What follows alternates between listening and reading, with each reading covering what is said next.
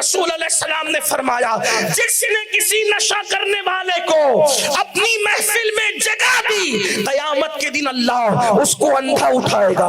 एक शराबियों की इज्जत करने वाले अंधे उठेंगे, नशा करने वालों को महफिल में जगह देने वाले अंधे उठेंगे। जो दुनिया में अंधा हो उसकी जिंदगी बर्बाद हो जाती है, जो आखिरत में अंधा उठे। और फिर सोचो, नशा करने वाले को इज्जत की जगह दी तो अंधा उठेगा, उसका इस्तेकबाल किया तो अंधा उठेगा, महफिल में उसके साथ बैठा तो अंधा उठेगा। फिर वो खुद नशा करने वाले की हालत क्या होगी, उसकी कैफियत क्या होगी। आप जानते हैं, अल्लाह अकबर, ये तो वो जराइम है जिसका जिक्र करते करते कलेजा मुंह को आता है। अल्लाह के रसूल अलैहिस्सलातु व तस्लीम ने इरशाद फरमाया, यहां तक आका फरमाते हैं, अगर नशा करने वाला बीमार पड़े, उम्मुल मोमिनीन सैयदा आयशा सिद्दीका इसकी रावी है, आका फरमाते नशा करने वाला बीमार पड़े उसकी इयादत के लिए न जाओ, अपनी बेटियों का रिश्ता उसके साथ न करो, फरमाया मर जाए उसके जनाजे में शिरकत न करो।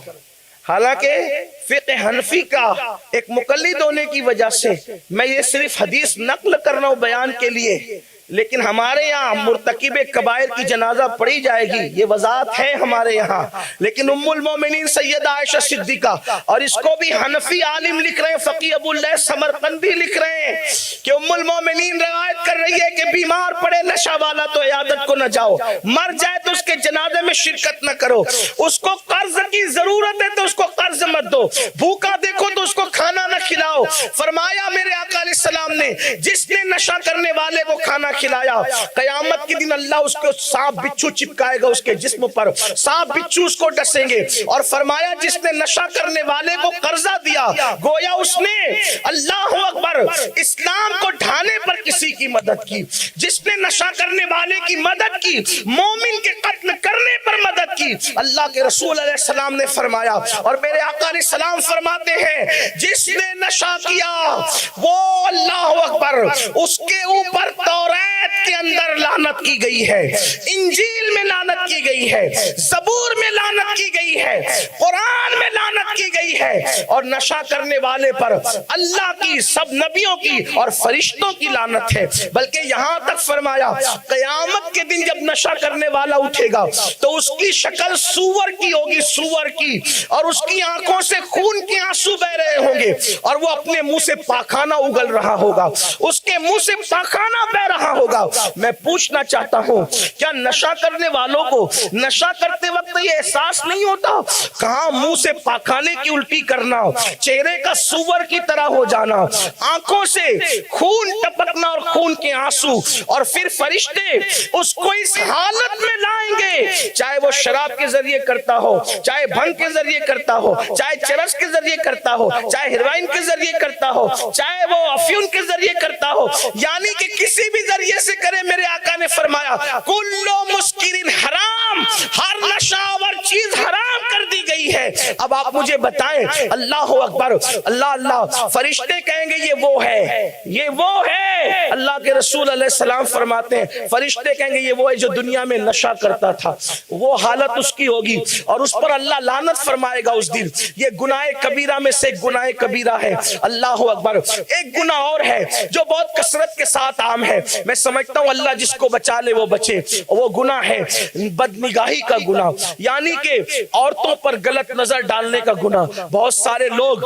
इससे भी महफूज नहीं है, बल्कि आंखों को चक्कर मकर करते हैं, इधर देखा उधर देखा, औरतों पे नजर डाली। कुरान कहता है, उल लिल मुमिनीना यगुद्दु मिन अबसारिहिम, अल्लाह फरमाता है मोमिनों को हुक्म दिया जाए, ईमान वालों से कह दिया जाए क्या, कि वो अपनी निगाहों को नीची रखे। फरमाया गया, अल्लाह अकबर, आंखों का गलत इस्तेमाल शैतान के हथियारों में से एक हथियार है, शैतान के तीरों में से एक तीर है। बहुत सारे ऐसे लोग हैं कि नशे ने और आंख के गलत इस्तेमाल ने ईमान तक लिया है, ईमान तक लिया है। मुझे यहाँ एक बात याद आई, इसको कसरत के साथ किताबों में लिखा गया है। बनी इसराइल का एक आबिद था, उसका नाम बरसीसा था। बरसीसा इतना इबादत गुजार था कि 60,000 उसके शागिर्द उसकी तरबियत की वजह से हवा में उड़ते थे। ये हदीस पाक में اس کو علامہ ابن الجوزی نے بھی لکھا، فقی ابو اللہ سمرقندی نے بھی لکھا، علامہ ابن حجر نے بھی لکھا. میں ان تینوں کا حوالہ دے رہا ہوں. الفاظ مختلف ہوں گے لیکن گفتگو کا ماحصل وہی ہے. توجہ کرنا. گناہ انسان کو کفر تک، جیسے بیماری انسان کو موت تک لے جاتی ہے. بیماری موت نہیں ہے لیکن موت تک لے جاتی ہے. اگر اس پہ کنٹرول نہیں کیا گیا تو بیماری موت تک لے جائے گی. ایسے ہی اگر گناہ سے نہیں بچا گیا تو گناہ انسان کو کفر تک لے جائے گا. گناہ سے بچا جائے اور گناہ سے سخت نفرت کی جائے. حیرت ہے، ہم سور سے تو نفرت کرتے ہیں لیکن پھر شراب سے کیوں نفرت نہیں کرتے؟ حالانکہ دونوں یکساں حرام ہیں، دونوں کی حرمت بالکل ایک جیسی ہے. حیرت کی بات یہ ہے کہ لوگ نشے سے پھر کیوں اتنی نفرت؟ سور کا نام آ جائے تو منہ اترتا ہے، منہ پھیرتے. کچھ لوگوں نے تو یہ بھی غلط مسئلہ جو وہ ذکر کر رکھا ہے کہ سور کا نام جو وہ لو تو 40 دن کے لیے کھانا حرام ہو جاتا ہے. میں نے اتنی بار لیا تو اس کا مطلب یہ کہ 2 4 6 مہینے کی تو پھر میری چھٹی ہو جانی چاہیے.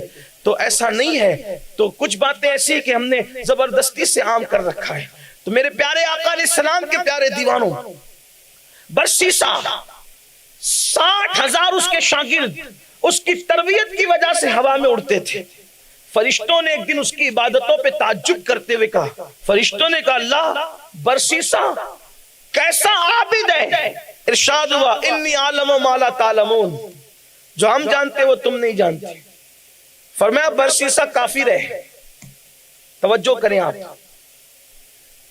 اس کے شاگرد ہوا میں اڑ رہے ہیں، فرشتے اس کی عبادت پر متعجب ہیں، تعجب کر رہے ہیں، اور اللہ فرما رہا ہے کہ وہ کافر اور جہنمی ہے. اس کا علم ہے. اسی لیے یہاں پر ایک بات رک کر کے عرض کروں، کتنے بھی عبادت گزار اور نیکوکار بن جاؤ، اپنی عبادتوں پہ کبھی ناز نہیں کرنا. پتہ نہیں اس کے علم میں کیا ہے، اس نے ہمارے لیے کیا لکھ رکھا ہے ہمیں نہیں پتا. جب تک دونوں پیر جنت میں نہیں پہنچ جائیں کوئی دیر ہوشیاری کی ضرورت نہیں ہے. میں ایسا، میں ویسا، میں ویسا، اپنی میں نکال دیں. اللہ تبارک و تعالیٰ کو میں پسند نہیں ہے، اور اکثر میں والے کفر کی وادی میں گئے. وَاسْتَكْبَرَ وَكَانَ مِنَ الْكَافِرِينَ. حسن پر گھمنڈ کیے تو گئے، حسن پر گھمنڈ کیے تو گئے، علم پہ گھمنڈ کیے تو گئے، تقوی پہ گھمنڈ کیا تو گئے. گھمنڈ اللہ کو کسی کا پسند نہیں. تکبر اسی کو زیبا ہے، تکبر اسی کے شایان شان ہے. اس لیے کوئی دولت پا کر کہ میرے تو اتنے بچے اتنا کماتے اتنا آتا ہے اور میں گھمنڈ کروں، اللہ کو پسند نہیں ہے. بلکہ قرآن کہتا ہے الہاکم التکاثر حتی زرتم المقابر، ہلاک کر دیا تم کو مال کی طلب نے، زیادہ طلبی نے، حتیٰ کہ تم موت کے گڑھے میں پہنچ گئے.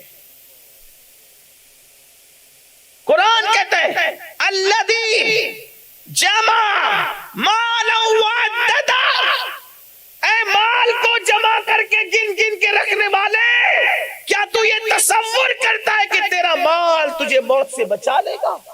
ایک مقام پہ کہتا ہے لا تنس نصیبک من الدنیا، دنیا سے اپنے نصیب کا مت بھول، یعنی تو کفن کے سوا دنیا سے کچھ نہیں لے جائے گا. سود کے دھندے کر کے کتنا بھی جمع کر لے، جوا کھیل کے کتنا بھی جمع کر لے، جنگلی رمی کے ذریعے کتنا بھی کروڑپتی بن جا، سوائے کفن کے تُنے کچھ نہیں لے جانا. ارے حلال کفن لے جائے گا، حلال تو ہو سکتا ہے تجھ پہ رحم کیا جائے، بلکہ حلال کفن کو بھی مٹی کھا جاتی ہے. جن کا کفن حرام ہوگا ان کا کیا حال ہوگا، حرام کفن میں لپٹ کر جو جائیں گے. بلکہ کرونا نے تو ہمیں وہ دن دکھایا کہ بڑے بڑے کروڑپتی لوگوں کو خود کے مال کا کفن بھی نصیب نہ ہوا، گورنمنٹ کے کفن میں لپیٹ کر کے گئے، اور سنت کے مطابق بھی بہتوں کو کفن نصیب نہ ہوا، غسل نصیب نہ ہوا. عبرت کی باتیں فَاعْتَبِرُوا يَا أُولِي الْأَبْصَارِ، اے آنکھ والو عبرت حاصل کرو. یہ سب عبرت کی باتیں ہیں. تو اپنی ذات پہ گھمنڈ نہیں کرنا. جس کے شاگرد ہوا میں اڑ رہے ہیں اللہ فرماتا ہے وہ کافر ہے. ہم اللہ سے عافیت کا سوال کرتے ہیں. یہ بھی کہوں ایمان پر خاتمے کی دعا اپنی دعاؤں کا حصہ بنا لیجئے، اپنی دعاؤں کا حصہ بنا لیجئے، کیونکہ بڑے بڑوں کا خاتمہ کفر پر ہوا.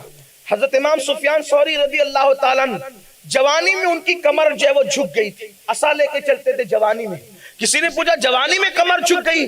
فرمایا ہاں، میرا استاد 50 سال تک اس نے کبھی آسمان نہیں دیکھا، سورج نہیں دیکھا، مسجد میں معتکف تھا اور اپنے دور کا بڑا محدث تھا۔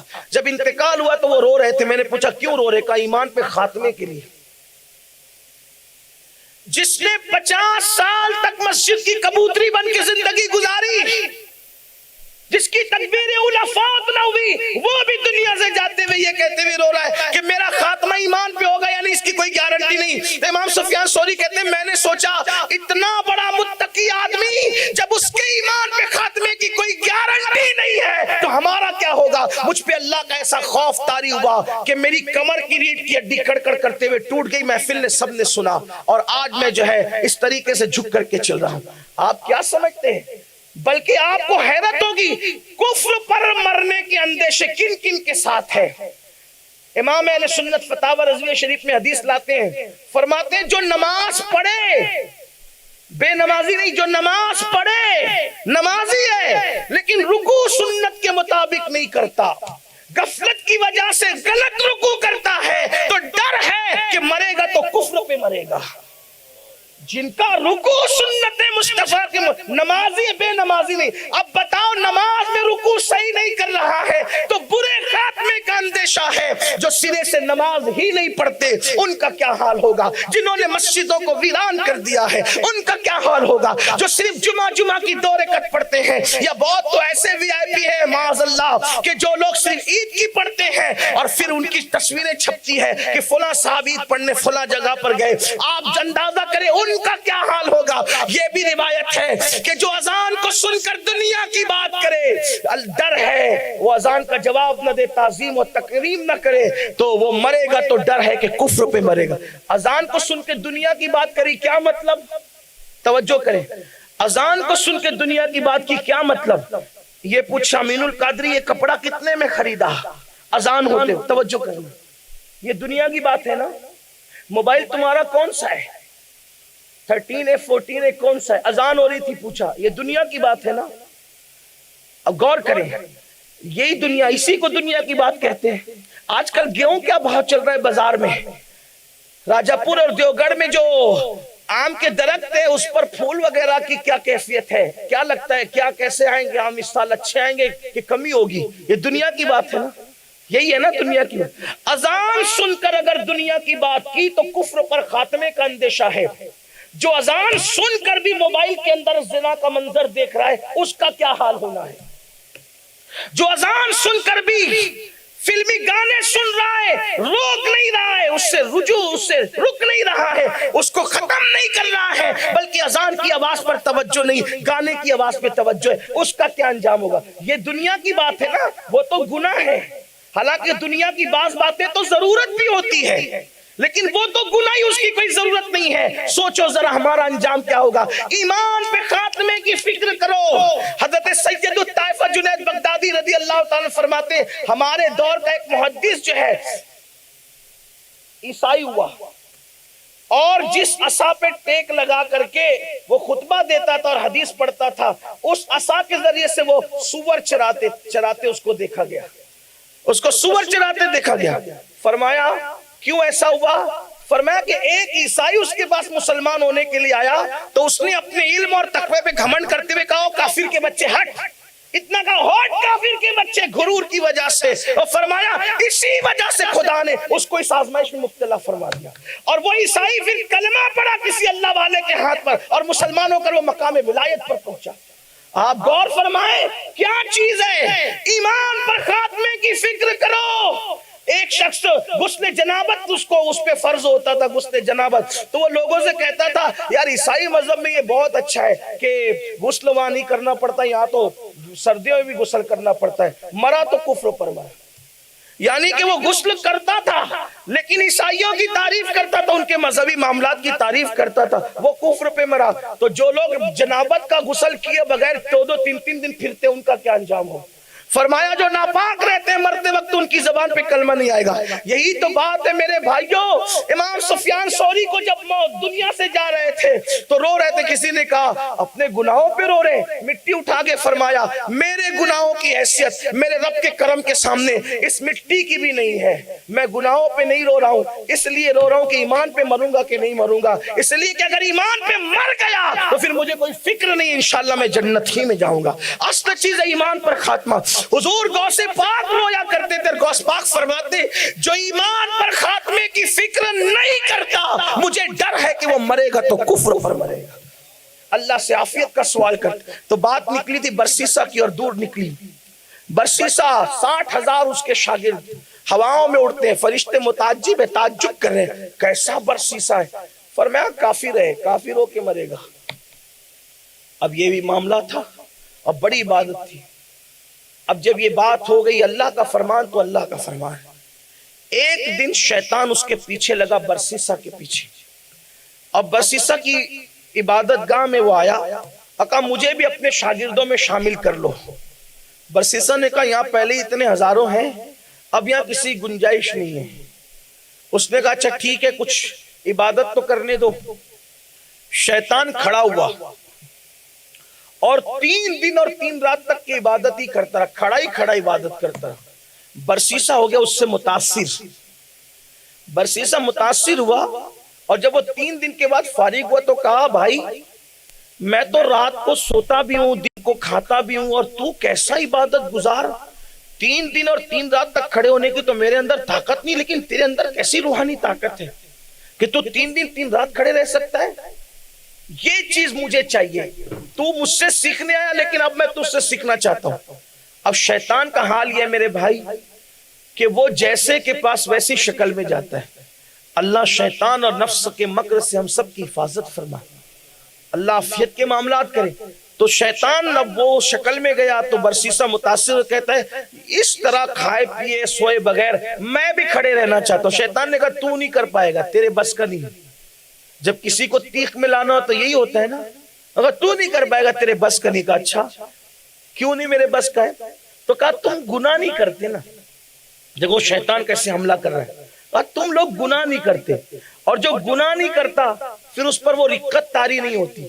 اصل میں مجھ سے ایک گناہ ہو گیا تھا تو اس گناہ کا خیال مجھے اتنی دیر تک اللہ کی بارگاہ میں کھڑا رکھتا ہے تو لذت آتی ہے, مجھے رقت طاری ہوتی ہے. تم لوگ گناہ کرتے نہیں اس لیے تمہاری وہ کیفیت اتنی دیر تک کھڑے ہونے کی نہیں.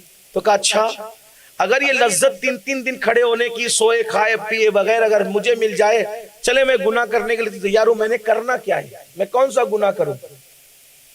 کسی کو قتل کرنا پڑے گا, کسی کا مرڈر کرنا پڑے گا, قتل. اور نہیں یہ نہیں ہو سکتا, میں قتل نہیں کر سکتا کیونکہ ناحق کسی کو جس نے قتل کیا اس کا ٹھکانہ جہنم ہے. اور جو جس انداز سے کسی کو قتل کرے گا اسی انداز سے فرشتے اس کو قیامت تک جہنم میں اسی طرح قتل کرتے رہیں گے. یعنی آپ نے معاذ اللہ اگر کسی کو قتل کیا کسی بھی ہتھیار سے تو دنیا کے ہتھیار سے جس طرح آپ نے اس کے جس حصے پہ حملہ کیا جہنم میں جہنم کے بنے ہوئے ہتھیار سے اسی طرح حملہ ہوگا قاتل پر جس نے قتل کیا. اور فرمایا اس پر جنت کی خوشبو بھی حرام ہے قتل کرنے والے پر, بڑی سخت سزا ہے اس کی. نہیں یہ نہیں کر سکتا. کہا اچھا پھر زنا کر, قتل نہیں کر سکتا تو زنا کر. اس نے کہا یہ تو میرے لیے قتل سے بھی زیادہ مشکل ہے, اس لیے کہ کوئی زنا کرے زنا تو زنا کا حال یہ ہے جب کوئی زنا کرتا ہے تو اس کے لیے یہ ہے کہ اللہ تبارک و تعالی اس کو جہنم میں اس حالت میں داخل فرمائے گا کہ اس کے دونوں ہاتھ اس کے سر سے جہنم کی زنجیروں سے باندھے جائیں گے. اس کے بدن پر تارکول کا لباس ہوگا. تارکول مطلب ڈامر.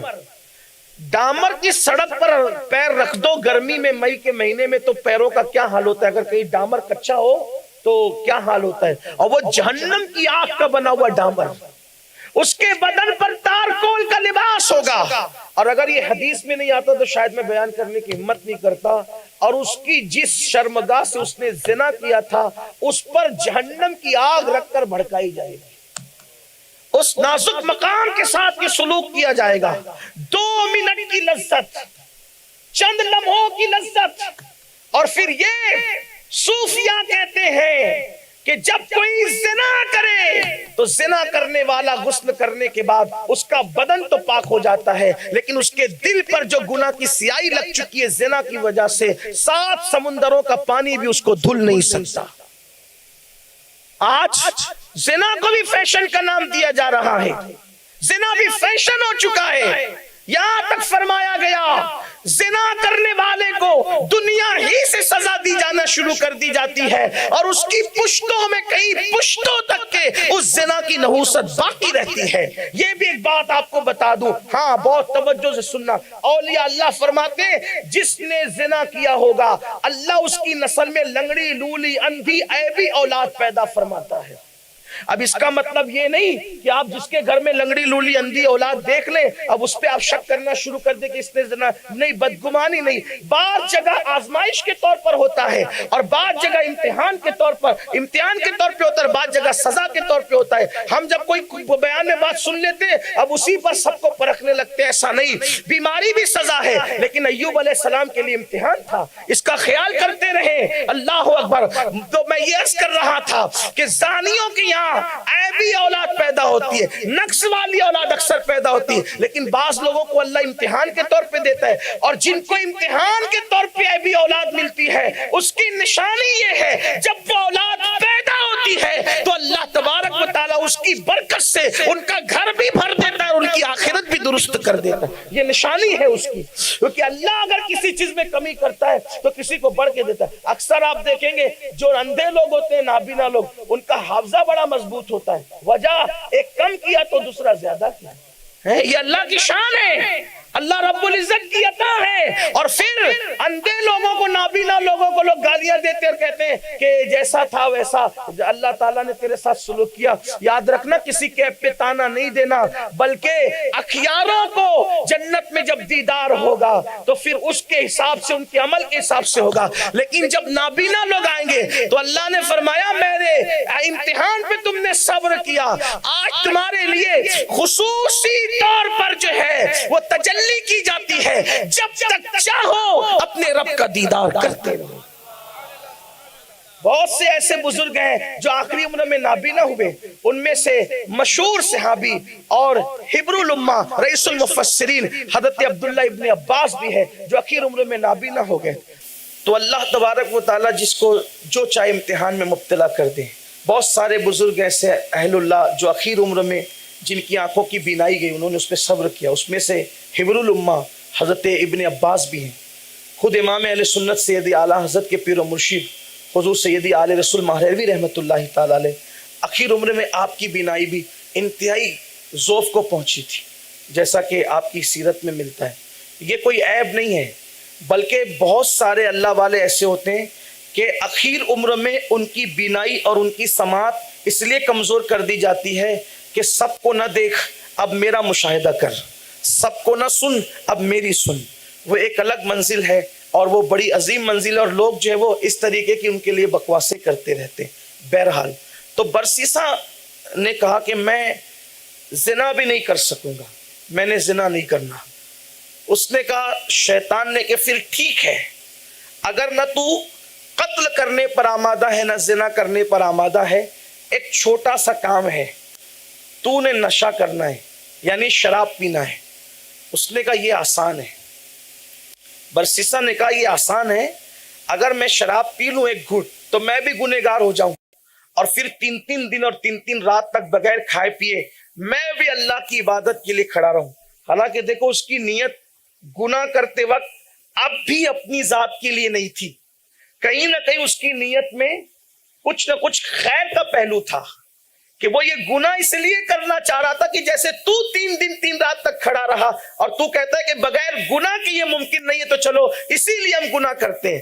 تو جو خیر کی نیت کے ساتھ گناہ کے راستے چلے، جب اس کا انجام یہ ہے تو جو اپنے نفس کے لیے گناہوں میں ڈوبا رہے ان کا کیا انجام ہوگا.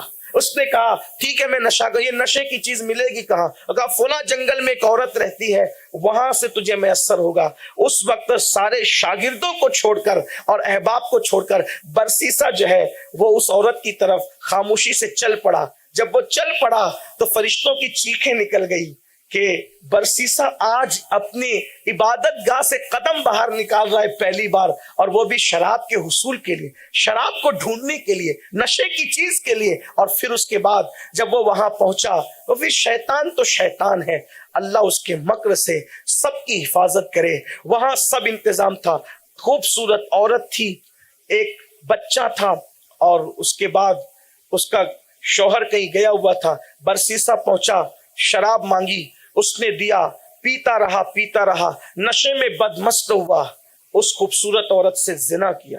اس لیے کہ نشہ جو ہے انسان کے اندر بڑی گندگی اور گندی سوچ اور گندی فکر پیدا کرتا ہے۔ آپ اندازہ کریں، آدمی اگر پیاز کھا لے، ایک مرتبہ پیاز کھا لے تو اس کا اثر اس کے پسینے میں ظاہر ہونے لگتا ہے۔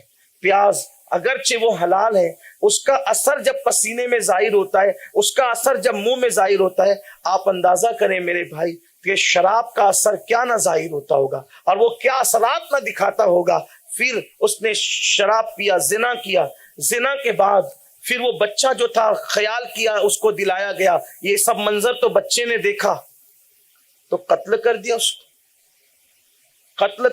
کو، اور قتل کر کے جب چلا تو اس سے پہلے کہ وہ قدم آگے بڑھاتا، شیطان نے جو ہے وہ وہاں جا کر قاضی کے پاس مخبری کر دی، برسیسا کیسا ہے؟ کہا وہ تو اللہ کا ولی ہے۔ کہا چل کے دیکھو۔ وہاں لایا تو دیکھا لاش پڑی ہے اور خوبصورت عورت کے ساتھ زنا کا ماحول، اس کے اثرات ابھی بھی اس پر ظاہر ہیں۔ تو کہا اچھا، عبادت کا ڈھونگ رچا کر اتنا بدترین۔ بادشاہ نے کہا اس کی سزا کیا ہونی چاہیے؟ قاضی نے کہا اس کی سزا یہ ہے کہ اس کو پہلے کوڑے لگاؤ اور کوڑے لگا کر کے اس کو پھانسی کے پھندے پہ چڑھا دو۔ پھانسی کے پھندے پہ برسیسا چڑھا تو شیطان آیا اور آ کر کے کہتا ہے برسیسا تیری عبادت خانے میں ہی آیا تھا جو 3 رات 3 دن تک کے کھڑا تھا تجھے نشانہ بنا کے، تجھے لالچ پیدا ہوئی میری طرح عبادت کرنے کی تو ایک گناہ کی طرف تجھے لانے والا میں ہی تھا، اس عورت کے گھر پہنچانے والا میں ہی تھا، زنا بھی میں نے ہی کروایا، قتل بھی میں نے ہی کروایا، قاضی کے پاس اطلاع کروا کر اس کو وہاں تک میں نے پہنچایا، سب میں نے کیا ہے۔ اور اب تو مر رہا ہے 60,000 شاگردوں کا استاد، تو مر رہا ہے تو ذلیل اور رسوا ہو کے مر رہا ہے، تیرے اوپر الزام ہے کہ تو شرابی ہے، تو قاتل ہے، تو زانی ہے، 3 بدترین بڑے گناہوں کے الزام لے کے تو مر رہا ہے۔ اگر تو چاہے تو میں تجھے بچا سکتا ہوں، تو بچ جائے گا، پھر اس کے بعد تو نیک بن جانا، یہ سب گناہ لوگ بھول جائیں گے، پھر مرے گا تو نیک اور پارسا بن کے مرے گا۔ کہ بچنے کی کیا صورت ہے؟ کہ مجھے ایک سجدہ کر دے، اگر تو مجھے ایک سجدہ کر دے تو میں تجھے بچا سکتا ہوں۔ برسیسا نے کہا میں بندھا ہوا ہوں، میں سجدہ کیسے کروں؟ کہا صرف سر کا اشارہ کر دے گا تو بھی میں تجھے بچا لوں گا۔ اس نے سر کا اشارہ کیا اور شیطان نے ہنستے ہوئے کہا بس ابھی تک تو پاپی ہو کے مر رہا تھا لیکن ایمان تیرے پاس موجود تھا، سو میں نے تیرا ایمان بھی چھین لیا، اچھا اب میں چلتا ہوں۔ یہ کہہ کر کے کہا برسیسا اب تو کفر پر مرے گا، اور لوگوں نے دیکھا کہ برسیسا کفر پر مرا۔ بد نگاہی، شراب اور گناہ کبیرہ کی جو وہ بدی نے اس کو کہاں تک پہنچایا، اور اللہ کا وہ اعلان انی اعلم ما لا تعلمون، اور اللہ کے علم میں اور پھر اس کی خفیہ تدبیر کی اپنی شان ہے۔ اسی لیے میرے آقا علیہ السلام دعا فرماتے تھے یا مقلب القلوب ثبت قلبی علی دینک، اے دلوں کو الٹ پلٹ کرنے والے میرے دل کو اپنے دین پر ثابت قدمی عطا فرما۔ حالانکہ وہ رسول دین لانے والے بھی ہیں اور خود سراپا دین بھی ہے۔ میرے امام کہتے ہیں اللہ کی سرتاب قدم شان ہے یہ، انسان نہیں انسان، وہ انسان ہے یہ۔ قرآن تو ایمان بتاتا ہے انہیں، ایمان یہ کہتا ہے میری جان ہے یہ۔ اللہ تعالی ہمارا ایمان سلامت رکھے، گناہ کبیرہ ہمیں کفر تک لے جا سکتے ہیں، اس لیے اللہ کی بارگاہ میں توبہ کریں، ڈریں۔ اللہ تعالی ہم سب کو عمل کی توفیق بخشے۔